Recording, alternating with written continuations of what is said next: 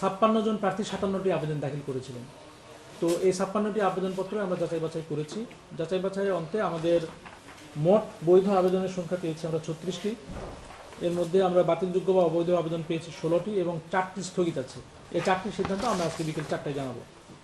এর মধ্যে মূলত যে সমস্ত কারণে প্রার্থীরা বাতিল হয়েছেন তার মধ্যে অন্যতম হচ্ছে যারা স্বতন্ত্র প্রার্থী দিয়েছিলেন এবং 1% যে ভোটারটা, সেই ভোটারের সঠিক তথ্য না থাকার কারণে, যাচাইয়ন্ত সঠিক না পাওয়ার কারণে কারোটা বাতিল হয়েছে হলফনামায় যথাযথ তথ্য না থাকা অথবা স্বাক্ষর না থাকার কারণে।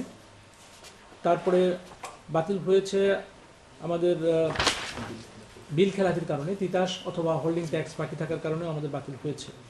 এছাড়া যে আবেদনগুলি আমাদের অসম্পূর্ণ থাকার কারণে, যেগুলো আমরা এখনও তদন্তাধীন রয়েছে, যেটা 4টায় আমরা যেটা বলবো, আমরা যেটা স্থগিত আছে, এটার মূলত যে কারণটা সেটা হচ্ছে গিয়ে আমাদের 3 জনের প্রার্থী এরকম আছে যে তারা আয়করের হচ্ছে গিয়ে তার বকে আছে, এই ধরনের একটা বলেছেন। এবং একজন প্রার্থীর যদি তার মামলাও আছে, আবার একই সাথে আবার এটাও বলা আছে যে তিনি হচ্ছে গিয়ে তিতাসের গ্যাস পরিশোধ করেন নাই। তো মূলত এগুলোই হচ্ছে আমাদের এই মনোনয়নপত্র বাতিল হওয়ার কারণ। আমাদের বৈধ প্রার্থীর সংখ্যা 36 জন। তো নতুন এবং ফিরে আসা গ্রাহকদের জন্য নগদে চলছে ক্যাশব্যাক সহ প্রতিদিন হাজারো উপহার জেতার সুযোগ। হবে আশা আর ফেরা, সারপ্রাইজ সেরা। খুবই ভালো লাগছে, আলহামদুলিল্লাহ। আমরা মনে করি যে তরুণ প্রজন্ম যে আমরা নতুন করে রাজনীতিতে নেমেছি, ইনশাল্লাহ আমাদের পথ চলা মসৃণ হবে।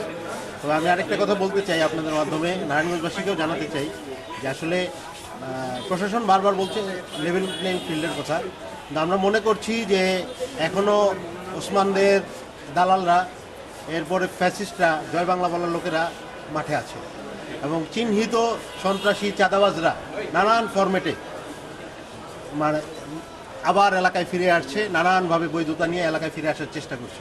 আমরা মনে করি এই ধরনের অবস্থা যদি চলতে থাকে লেভেল প্লেইং ফিল্ড ব্যাহত হবে। কারণ যারা 5 আগস্টের পরে মানুষেরকে হুমকি ধুমকি জিম্মি করে চাঁদাবাজি করেছে, চাঁদাবাজির কারণে বহিষ্কার হয়েছে, আবার জয় বাংলার যারা লোক, ওসমানদের যারা দালাল, তারা যদি আবার নারায়ণগঞ্জে ইলেকশনের নামে তারা যদি বৈধতা নিয়ে নারায়ণগঞ্জে মুভ করা শুরু করে, তাহলে নারায়ণগঞ্জের জনগণ আসলে হতাশ হবে। 5 আগস্টের পরে আমরা এইরকম ফিল্ড দেখতে চাই না।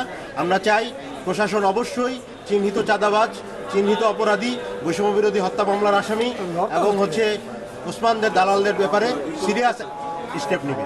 আমরা আশা করি জনগণ আমাদের সাথে থাকবে। তরুণ প্রজন্ম আমরা রাজনীতিতে নেমেছি, ইনশাআল্লাহ আমরা বাংলাদেশকে সামনের দিকে নিয়ে যাব। আমরা একটা পজিটিভ নারায়ণগঞ্জ ইনশাআল্লাহ গড়ে তুলব।